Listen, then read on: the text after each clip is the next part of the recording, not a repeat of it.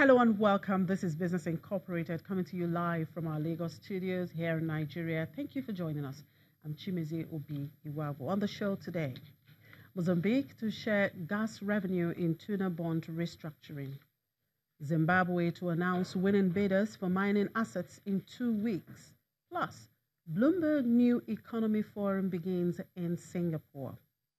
We'll begin the show in Singapore, where Bloomberg New Economy Forum is taking place.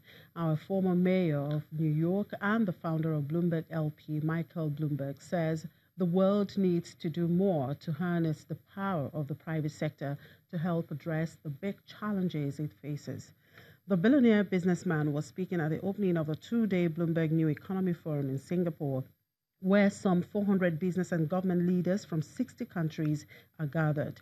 Mr. Bloomberg says the forum talks will be followed by actions by finding new partnerships that help address inclusive economy, equipping people with skills, climate change, and ensuring equal opportunities for women. The former New York mayor says the forum will become an annual gathering that will build a community of people working on the issues in which the private sector will play a critical role. And to the markets now, sentiment looked mixed across the African markets at intraday. At midday, the market here in Nigeria was in the green, 0.07%. South African GSC index faltered, trading low at 1.70%. Egypt was up 0.99%, and Kenya closed 1.12% low on Monday. And in the Middle East, most of the markets were upbeat at intraday, with Dubai Financial Market leading the gainers by 0.74%. Abu Dhabi was up 0.63% and Saudi up 0.12%. Qatar, however, was the only laggard, falling 0.78%.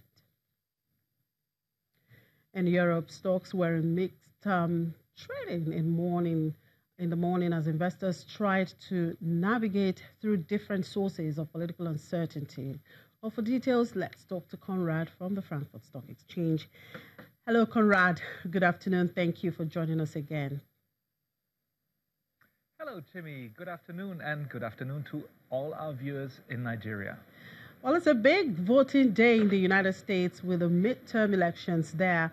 What's the mood like on the financial markets, and what outcome are traders, are investors hoping for?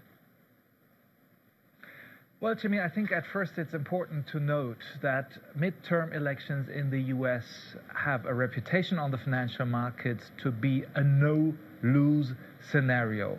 Since the 1950s, every year after a midterm election in the United States was a good year for stocks in America. The S&P 500 has always been higher 1 year after a midterm election, notwithstanding who won the election. So either Republicans or Democrats, the past is saying that midterm elections give stock markets a bit of a boost. Of course, all this, looking back into history and into statistics, has to be taken with a big grain of salt, since the stock market in the United States has been the longest ever bull market. So many people on the markets believe that this has to end eventually, and we can never be sure what the market will be doing to the upcoming year. So in the short term, there is a bit of discussion, of course, going on what happens if the Democrats win the majority in the House of Representatives in the United States,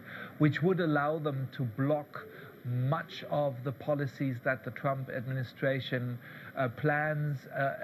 And of course, questions are being discussed on the trading floors, what all this might mean for the tax cuts that the Trump administration has introduced. Also, one thing that people are talking about is what the future debt situation by the United States will mean after those midterm elections.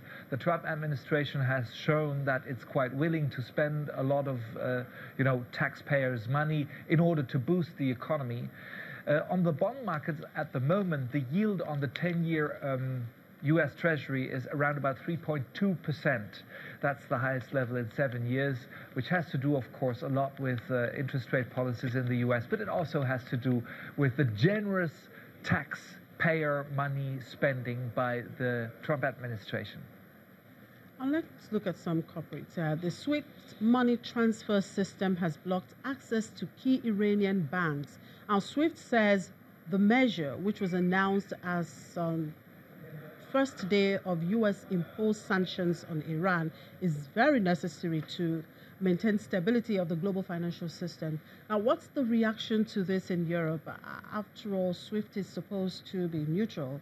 It's a cooperative based in Belgium and subject to European law.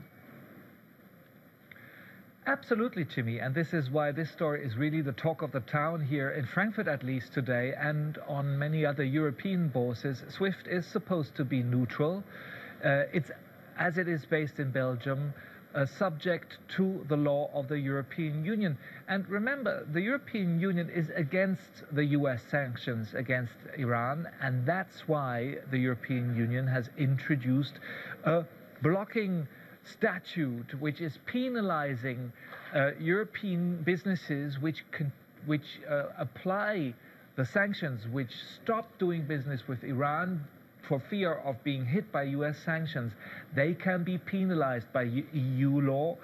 So SWIFT, quite obviously being subject to EU law, is between a rock and a hard place. It really risks to infringe on European law here for fear of, the consequences of infringing US law, the Iran sanctions. Of course, the board of directors of SWIFT, which, many of them are executives of top international banks, they have fears that they might be blacklisted in the United States if they don't follow the US sanctions.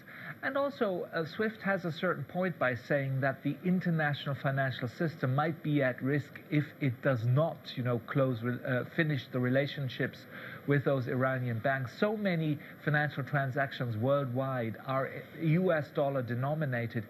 If the US decides to forbid SWIFT to operate transactions in US dollars, this would really shake up the markets and the financial system worldwide.